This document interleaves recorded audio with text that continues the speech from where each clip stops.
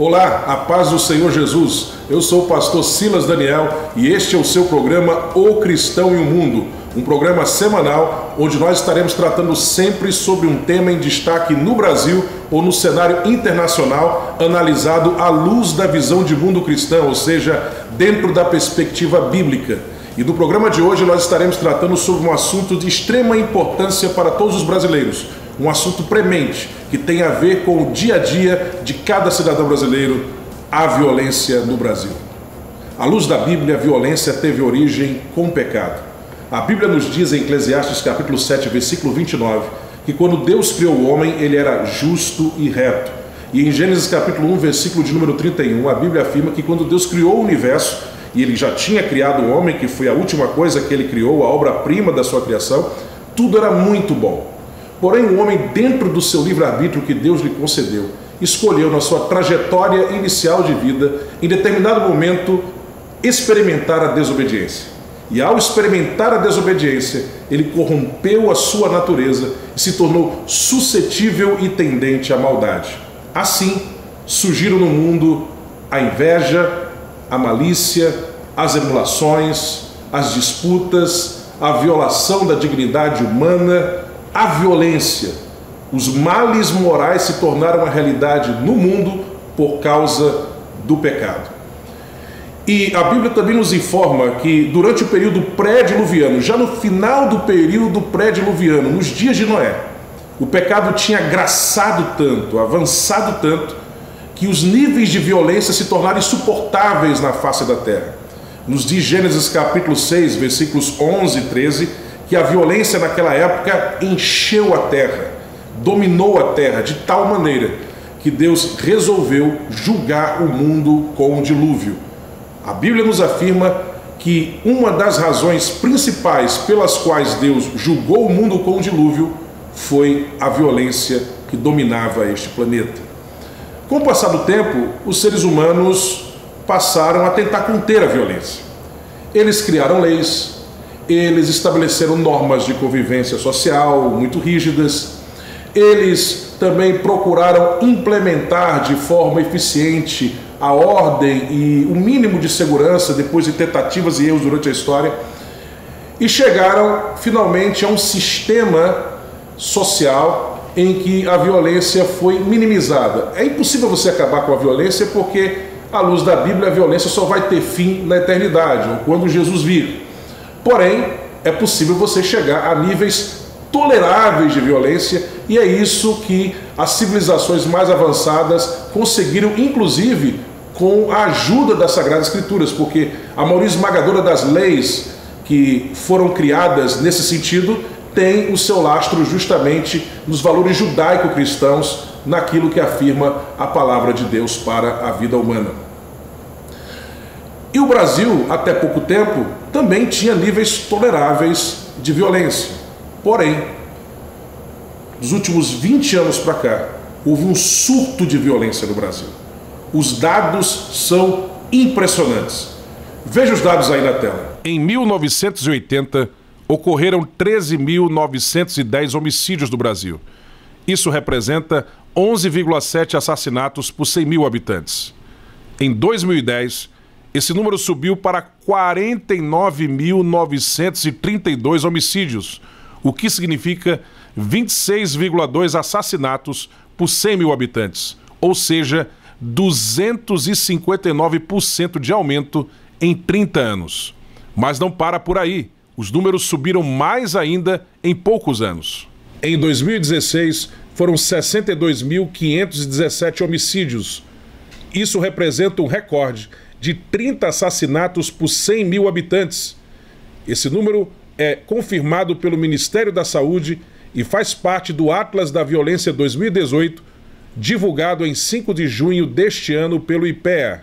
Esse número de mortos é igual ao número de vítimas da bomba nuclear que caiu em Nagasaki em 1945. Ou seja, é como se todos os anos uma bomba daquelas caísse em nosso país. São 169 assassinatos por dia, são 136 estupros por dia, são milhões de assaltos por ano no Brasil. O que levou esse surto de homicídios no Brasil? esse surto de violência tão avassalador?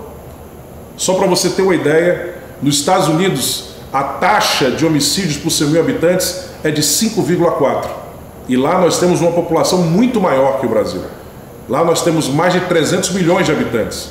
Aqui no Brasil são 200 milhões. E a taxa é de 30 assassinatos por 100 mil habitantes. O que foi que aconteceu? Por que esse surto de violência? Como explicar isso? A Bíblia nos explica. Nós vamos analisar alguns dados no programa de hoje, à luz dos princípios cristãos, e vamos perceber as razões pelas quais o Brasil está passando por essa onda de violência. E o primeiro princípio que nós queremos destacar é o da impunidade. O princípio da impunidade leva a um surto de violência. Em Eclesiastes capítulo 8, versículo de número 11, nós lemos: visto como se não executa logo a sentença sobre a má obra, o coração dos filhos dos homens está inteiramente disposto a praticar o mal. O texto bíblico é claro. Quando a justiça tarda, quando a justiça falha em cumprir a sua função, o coração das pessoas se dispõe à maldade e aí a violência toma conta. Os dados em nosso país comprovam cabalmente a impunidade como uma marca da nossa nação. Por exemplo, dos mais de 60 mil homicídios cometidos todos os anos no nosso país, sabe quantos são investigados, a autoria descoberta e o criminoso finalmente punido? Apenas 8%. 8% de um universo de mais de 60 mil assassinatos. Sabe o que isso significa dizer? Que toda pessoa que comete um homicídio no país tem 92% de chance de seu crime não ser investigado, a autoria descoberta e ele punido pelo crime cometido. Mais dados. Nós temos milhões de roubos todos os anos no Brasil. Desses milhões de roubos, sabe quantos são apurados? Veja, eu não estou dizendo que são crimes em que foi descoberta a autoria e o criminoso foi punido. Não, não. Eu estou falando de apuração. Apenas apuração. Sabe quantos são apurados os crimes de roubo cometido nesse país? Apenas 2%. Isso significa dizer que há 98% de chance de uma pessoa que comete assalto no Brasil sequer ser intimada para depor numa delegacia, sequer ser incomodada a dar um depoimento sobre o que aconteceu, muito menos ser julgada e punida pelo crime que cometeu. Essa é a principal razão dessa onda, desse surto de violência e criminalidade em nosso país. O princípio bíblico da impunidade como grande geradora de violência numa nação, numa sociedade, está sendo visto em nosso país. Vamos agora para um breve intervalo e na sequência nós falaremos um pouco mais sobre este importante assunto. Não saia daí, já estamos de volta. Experimente uma surpreendente viagem na história de Deus e uma forma confiável de aplicá-la em sua vida com a Bíblia de Estudo Cronológica Aplicação Pessoal. Totalmente colorida e ricamente ilustrada, ela oferece uma visão ampla ao inserir as Escrituras em 10 grandes eras, combinando os textos bíblicos em uma ordem sequencial de tempo desde a criação até o final. Bíblia de Estudo Cronológica Aplicação Pessoal, um produto com a qualidade CPAD.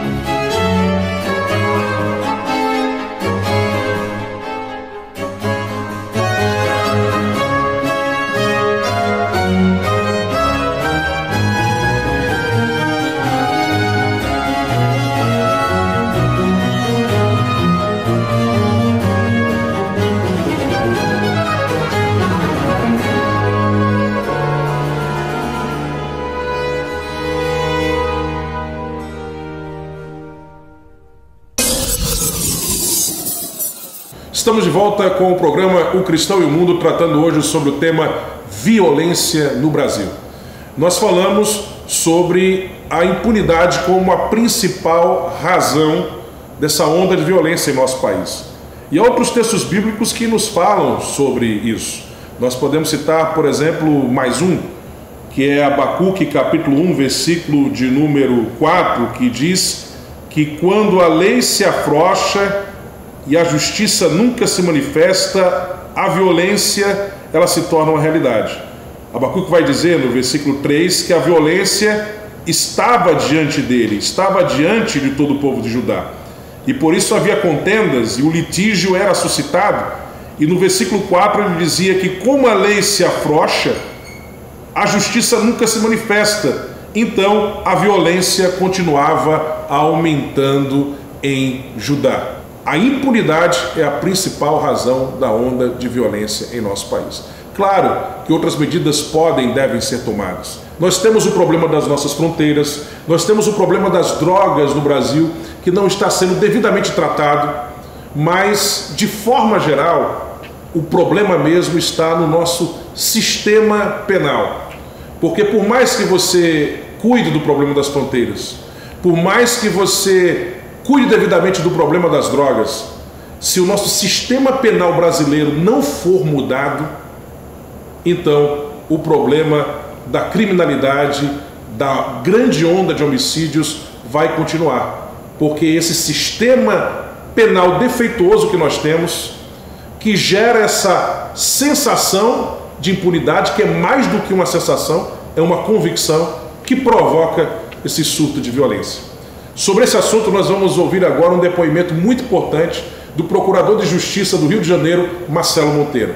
Desde 1995, como o Roberto já mencionou, a Lei 9.099 afastou a pena de prisão para as infrações chamadas de menor potencial ofensivo, que são aquelas cuja pena vai até 2 anos de prisão, né?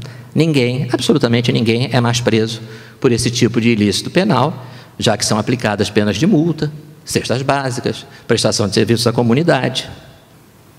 Existem, na legislação penal brasileira, 1.050 crimes.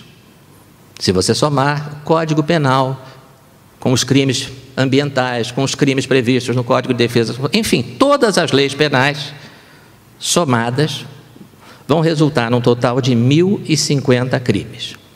Desses 1.050 crimes, enquanto a lei o procurador Marcelo obriga Monteiro o juiz a impor também uma pena de desfaz o prisão mito do encarceramento em fechado. massa no Brasil.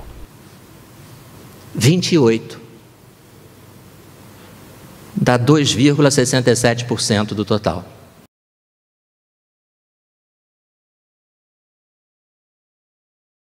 Essa é a distribuição da população carcerária brasileira por crime.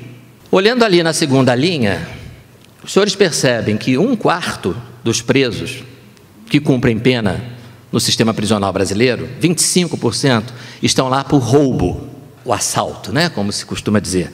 Na esmagadora maioria das vezes, roubo à mão armada. Eu suponho que não seja exatamente o perfil adequado para ser condenado a pagar multa, prestação de serviços à comunidade ou distribuir cestas básicas. Vamos adicionar a esses 25%, 3%, sempre de acordo com as informações oficiais do Ministério da Justiça, que estão presos por latrocínio. Latrocínio é o roubo em que o assaltante matou a vítima. É o roubo com morte. Né? Também não sei se cesta básica é uma boa ideia para esse tipo de criminoso. Né? Desconfio que não. Bom, estamos com 28%, né? 25% mais 3%, vamos agora somar 13% de furto. Lembrando que furto é a subtração sem violência, sem ameaça, porém, pela legislação brasileira, um réu primário acusado de furto não vai para a prisão. Ele tem direito a um negócio chamado suspensão condicional do processo, não é suspensão condicional da pena. Não é que ele é condenado e a pena é suspensa, ele não vai a julgamento, o processo é suspenso. Vejam que maravilha. É mais ou menos como dizer que todo brasileiro tem direito de praticar um furto. Isso significa que esses 13% que estão presos são reincidentes. Estão cumprindo pena pelo crime de furto porque praticaram esse crime pela segunda vez. E aí eu tenho que perguntar para a simpática diretora da ONG: da segunda vez não é para prender também? É só da terceira para frente? Da quarta? Da oitava, talvez? Quando é que o sujeito vai ser preso por crime de furto? E aí nós chegamos numa das maiores mistificações dessa turma que vende há 30 anos as ideias erradas. 28% dos presos estão lá por tráfico. Mas tráfico é um crime praticado sem violência. É? Quer dizer que tráfico não tem relação com violência? Quer dizer, porque a figura típica, né, que é como a gente fala, né, a descrição do crime na lei, a descrição do tráfico não tem as palavras violência, grave ameaça, arma. Mas nós não estamos fazendo prova de direito penal. Nós estamos discutindo segurança pública. Será que em 2018, na cidade do Rio de Janeiro, ainda é preciso explicar que a imensa maioria dos traficantes de entorpecentes integra facções criminosas fortemente armadas e extremamente perigosas? Como é que o sujeito, numa discussão sobre segurança pública, vai dizer que tráfico não tem relação com violência? Quantos desses simpáticos e inofensivos traficantes os nossos especialistas gostariam de desencarcerar? Agora vamos acrescentar 10% condenados por homicídio. E vamos recapitular isso, reunindo assassinos, assaltantes, latrocidas, ladrões contumazes e traficantes. Nós já estamos em 79% dos presos brasileiros. E ainda não chegamos nos estupradores, nos sequestradores. Como era mesmo o comentário da especialista, as prisões estão lotadas por pessoas presas por crimes que poderiam ser punidos com penas alternativas. Não sabem o que estão dizendo. Ninguém está negando o problema da superpopulação carcerária. Esse problema é inegável. Só que ele decorre da falta de vagas, e essa falta de vagas decorre da omissão do poder público na construção de novos estabelecimentos prisionais, e não do excesso de prisões. Esse depoimento do procurador Marcelo Monteiro foi dado no evento Brasil 200, no início de março deste ano, aqui no Rio de Janeiro. Além do problema da impunidade, que é a principal razão dessa onda de violência no Brasil, nós temos também o mau exemplo que vem da nossa classe política, daqueles que deveriam estar conduzindo a nossa nação. Eles deveriam dar o maior exemplo, mas a sociedade tem visto justamente da classe política, nós não estamos aqui generalizando, nós estamos dizendo que são todos, há políticos honestos, mas a grande maioria tem se envolvido com a corrupção. Isso acaba sendo um mau exemplo para a nossa sociedade.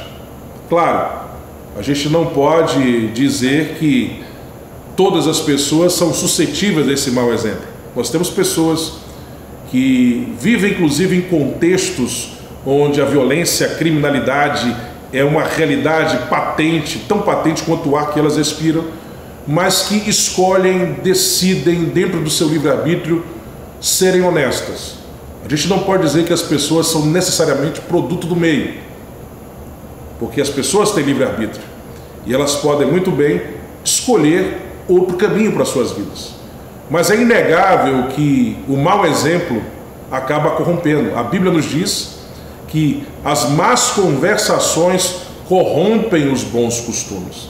Pessoas que vivem num ambiente onde a corrupção e a criminalidade são a norma, são parte do seu dia a dia, elas acabam sendo contaminadas por aquele ambiente. Não todos, mas uma grande parte. E quando a sociedade, além disso, vê aqueles que deveriam ser o maior exemplo se chafurdando na corrupção, então essa volúpia para a criminalidade, para a vida sem normas, acaba se tornando cada vez mais forte. Então, por todas essas razões, nós temos visto esse problema no Brasil. Essa é uma razão para nós estarmos orando pelo nosso país. A Bíblia nos diz que bendita é a nação cujo Deus é o Senhor. Nós sabemos que é difícil nós termos uma nação inteira de servos de Deus. Agora, nós podemos ter uma nação com um povo de Deus vibrante, poderoso, fiel, um povo de Deus que intercede pela sua nação e cada um dentro da sua área de atuação faz um pouco para que a sua nação melhore. Deus quer que você, na sua área de trabalho, onde você vive, onde você atua, você faça diferença. Deus te chamou para ser sal da terra e luz do mundo. Deus te chamou para, através do seu comportamento, do seu modo de ser, através da sua ação, através da sua vida, você possa ser um instrumento divino para dissipar as trevas no ambiente onde você está. Deus te chamou para você, no local onde Ele te colocou, ser um exemplo para as pessoas. Um exemplo na forma de falar, na forma de tratar as pessoas, de se conduzir, um exemplo de vida, inspirando as pessoas, contagiando as pessoas a buscarem a Deus, a buscarem aquilo que te leva a ser como você é. Então, nós temos uma grande responsabilidade nesse processo. Repito, não é só isso que vai resolver o problema, mas isso é algo muito importante. Nós temos uma participação muito importante nesse processo, através do nosso exemplo, através da proclamação do Evangelho de Cristo. Deus quer, servo e serva do Senhor, filho, filha de Deus, que você seja um agente da transformação, um agente do reino de Deus em sua geração, andando na contramão do mundo, fazendo diferença no meio de uma sociedade corrompida. Então, lutemos por um sistema penal melhor para o nosso país. Lutemos também para que os nossos governantes sejam melhores, e isso vai funcionar através do voto, mas também através da tua voz, entre outras no meio da sociedade, que vão estar falando sobre esse assunto e influenciando outras pessoas. E também lutemos pela melhora do nosso país, através da pregação do Evangelho e através da intercessão. É orando e agindo, agindo e orando, que nós vamos ver esse país melhorar. Receba esta palavra de Deus para a sua vida e até o nosso próximo programa, se Deus permitir, em nome do Senhor Jesus.